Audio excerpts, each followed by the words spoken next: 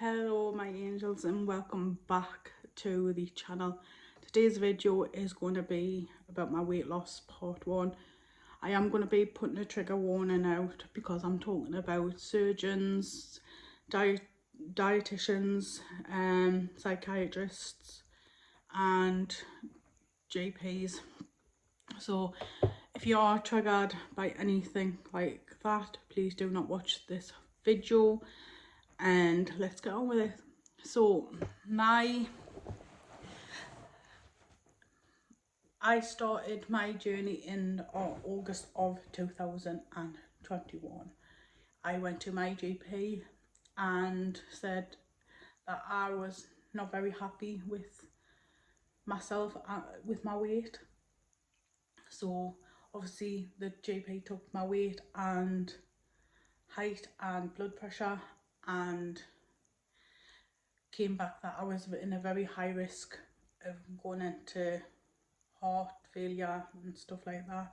So my weight was a major issue. So my doctor referred me to the bariatrics.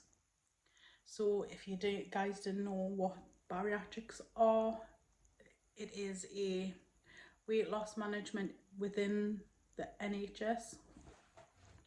So I got referred in August of 21, like I said, and in December of 21 I received a letter to go and actually meet the team of the bariatrics. Yeah, me. So would it be Sunderland, and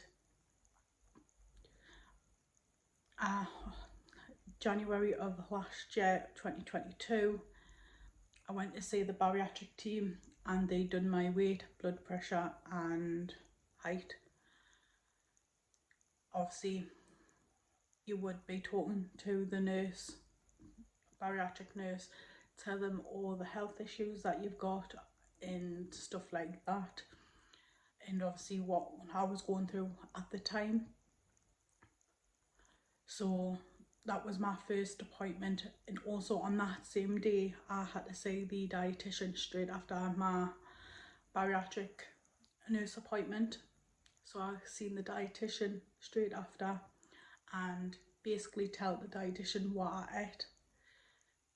So I was being truthful to myself and telling them what I ate.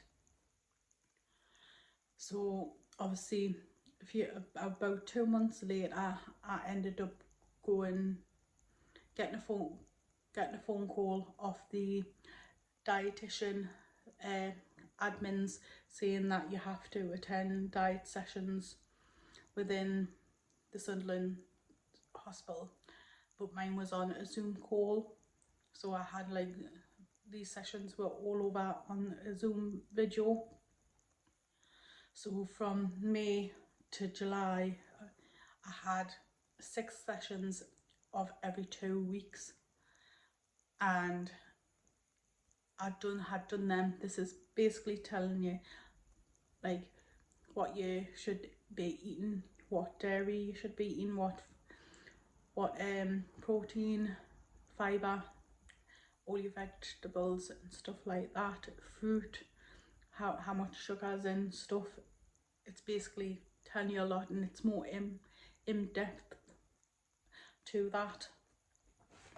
So after all my dietary sessions that I done, it finished in July. So I had to ring obviously the dietitian office to tell them what was my weight and stuff like that, and I ended up staying the same. Pardon me, sorry about that. Staying the same. So I think in September of 2022 last year I received a phone call from the psychiatry team of Sunderland. Obviously they're not here to judge you. I'm telling you that now, they're not here to judge you. Basically the psychiatry team and the bariatric team work together to make sure that the patients are well enough and mentally stable to have the surgery, so they're not there to judge you or nothing, because I know the word psychiatry is could be quite frightening to people. So obviously I had an appointment on the 9th of June, not the 9th of January of this year, and spoke to a psychiatrist who was absolutely lovely. She made us feel alright, and I wasn't like nervous or anything like that, so that was a great start. So basically I tell her like what happened in the past and how things are now and stuff like that. And she went, Sam, I'm going to give you another phone call in a month's time. So I got a phone call on the 8th of February to see how I was, and she says, Sam, I think you are mentally repaired and physically ready to have this operation to change your life. Which I was like buzzing, because if you do get knocked back from a psychiatrist, the psychiatrist will help you, whatever triggers you. It's a bit more in depth. So I got the phone call off her saying that I'm going to send you a letter to your surgeon saying that you're ready for surgery. And I was absolutely over the moon. And yeah, so I'm happy when I found that out. So I would say about a month later, in March of this year, I got a letter sent through saying that I had to go and meet the surgeon on the 25th of April of this month. So it's only been a couple of weeks, and he was absolutely lovely. He made us feel welcomed and like spoke about things. So I am having a mini bypass surgery, so this is probably less risks. It does the same job as a full bypass, but it's less risks because I'm very severe asthmatic. So on his professional and a medical opinion, that was the way forward. So after that, me doctor, like the surgeon says I need you to have an endoscopy. So I ended up I got a letter through that I'm going to get an endoscopy end of this month. And so if you don't know what an endoscopy is, it's basically getting a camera going into your mouth and right down into your pit, your stomach, to see your stomach and your liver to make sure it is ready for surgery. So from 2021 to August 2000 to now May 2023, it's been a year and a half since I've been referred. So and I wanted to do this video in case anyone was in a similar situation, or you're in the middle of it and you're thinking what the hell's going on, and if you were thinking of getting any of the surgeries.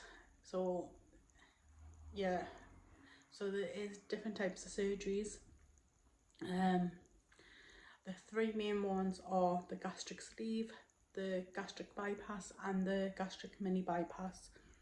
I'm not sure if the NHS do the gastric band or the gastric balloon. I don't know.